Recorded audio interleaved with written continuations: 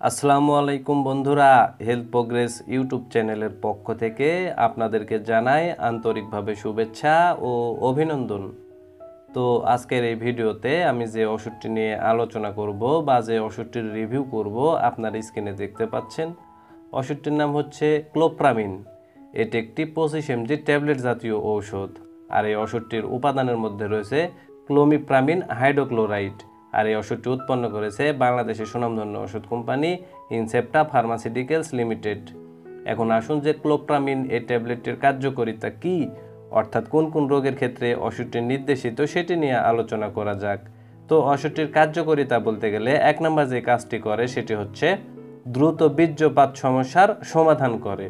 তো যে সকল পুরুষদের সহবাস করতে গেলেই দ্রুত বীর্যপাত হয়ে যায়, 1-2 মিনিটেই যাদের বীর্যপাত হয়ে যায় তাদের জন্য ওষুধটি খুবই কার্যকরী ভূমিকা পালন করে। 2 নম্বর যে কাজটি করে সেটি হচ্ছে বিষণ্ণতা রোগ দূর করে। তো যারা সবসময় বিষণ্ণতাতে ভোগে তাদের জন্য ওষুধটি খুবই কার্যকরী ভূমিকা পালন করে। 3 নম্বর যে কাজটি করে সেটি হচ্ছে ভয় ও ভীতি দূর করে। তো যারা বিভিন্ন কারণে ভয় ও ভীতির ভিতরে থাকে তাদের সেই ভয় ও ভীতি দূর করতেও ওষুধটি খুবই কার্যকরী ভূমিকা পালন করে। এবং 4 নম্বর যে কাজটি করে সেটি হচ্ছে রাতে বিছানায় প্রস্রাব করার অভ্যেস থেকে মুক্তি দিতেও ওষুধটি খুবই কার্যকরী ভূমিকা পালন করে।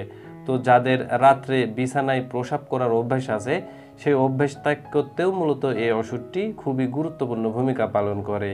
তো সাধারণত ওষুধটির কার্যকারিতা বলতে গেলে এগুলোই। এখন আসুন ক্লোপ্রামিন এই ওষুধটির আসলে সেবনবিধি কি সেটি নিয়ে আলোচনা করা যাক।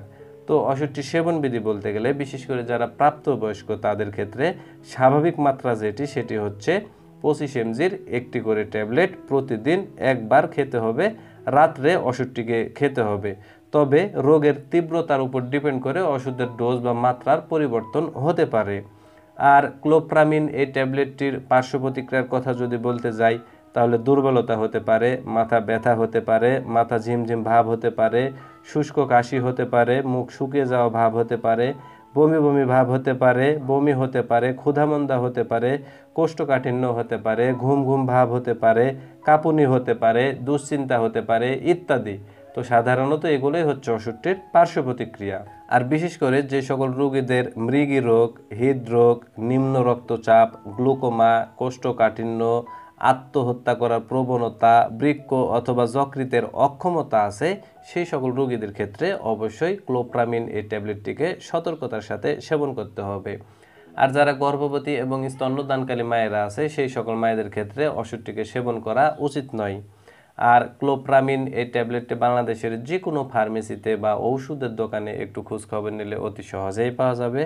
আর ওষুধটির দামের কথা যদি বলতে যাই তাহলে 25 mgর প্রতি পিস ক্লোপ্রামিন ট্যাবলেটের দাম বা মূল্য মাত্র 5 টাকা 50 পয়সা।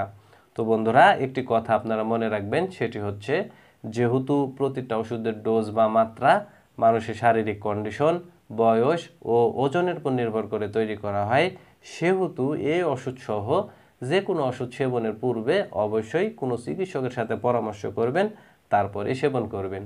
তো বন্ধুরা ভিডিওটি দেখে যদি আপনাদের এতটুকু ভালো লেগে থাকে তাহলে অবশ্যই ভিডিওতে একটি লাইক করে দিবেন। পাশাপাশি এই চ্যানেলটি সাবস্ক্রাইব করে রাখবেন আরও নতুন নতুন ওষুধের রিভিউ পেতে। ধন্যবাদ সবাইকে।